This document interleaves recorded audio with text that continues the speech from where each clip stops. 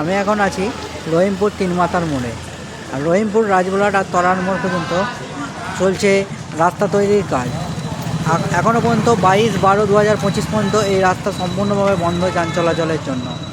আপনারা যারা রাজবোলা মায়ের মন্দিরে যাবেন তারা বিকল্প পথ হিসাবে বাঁধের রাস্তা ইউজ করতে পারেন।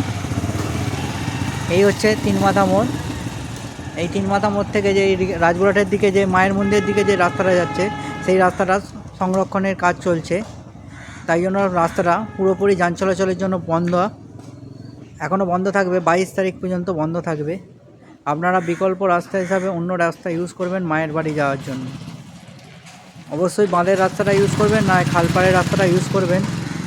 আর এই রাস্তা দিয়ে যাতায়াত পুরোপুরি বন্ধ আছে।